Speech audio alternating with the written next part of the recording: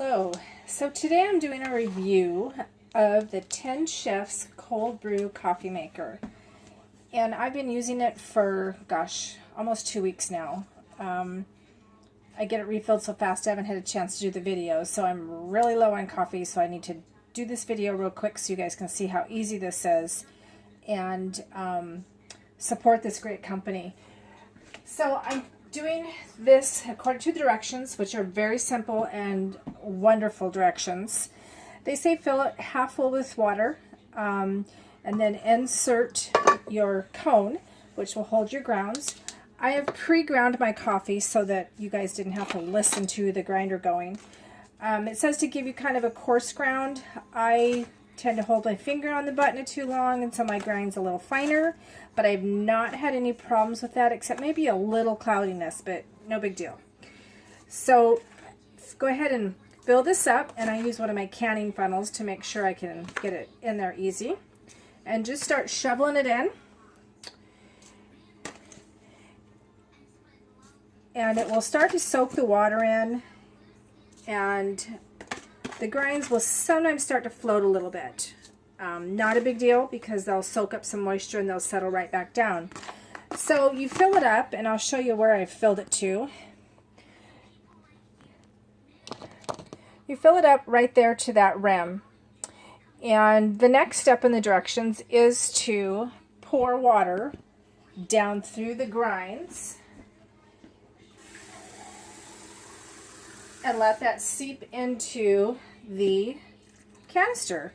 So I just pour gently, and you can see how it's already starting to get down in through the grounds, change the color.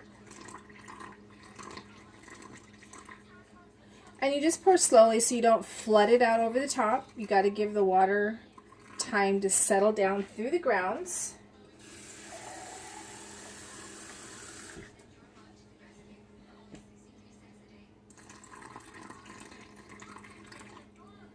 And as you get closer to the top, it does take a little bit more to filter down because it's trying to filter down into the existing water. So it does take a little bit more time.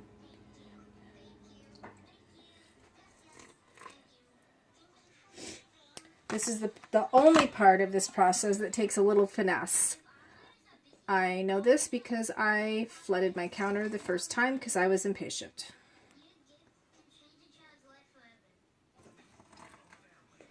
So I'll go ahead and remove this so you can see the rest of this process easily. But you can see how we're up to the top here with our water and our mix. And you can even see in here we've got some water in the grounds kind of showing. And see, when you pull up, your grounds will sink because there is water down inside there as your water level drops. This is not a problem. You're just trying to get all the grounds saturated so that they are actually doing the brewing process. So I gently and slowly put that back down in there. And I'm going to let this sit for a little bit so it soaks up some more moisture and those grounds will settle back down into place. So I'm going to pause the video here for just a couple minutes while that takes place, and then I'll come back on and show you how I finish up. Okay, so we're back. So I have just added some more coffee grounds to this, topped it off, so that I've got this cylinder clear full of coffee, and then I just add a little more water, and just be sure you're not flooding. If you get that level too high, it's going to make a mess here in your fridge. And then it comes with this nice lid that's got a nice suction ring on it, and you just put that on there and gently push it down because it will force the water out of those grounds and into the glass canister. And there you go. You put that in your fridge, you let it steep for 12 to 24 hours before you actually use it. Depends on the strength of the coffee you want. I will usually let it steep at least 12 hours. This will be ready tomorrow morning, which is going to give it about 18 hours. And then what I'll do is I'll pour some of my mix out. I usually take out about 10 ounces to mix with my white chocolate powder and half for a nice iced mocha, white chocolate mocha. And anyway, I will leave the grounds in there so they continue to steep and continue to strengthen the rest of the coffee in the pot. I'll give it a little swirl so that it kind of runs the water through there, which none of that's necessary. I just like to play with it. And then there you go. That's all there is to it. This would also be great for doing the same thing for tea, even fruit infusions. You could put berries and such in here and do the same thing, and it would create a wonderful tasting fruit lemonade, just any type of infused water or the tea.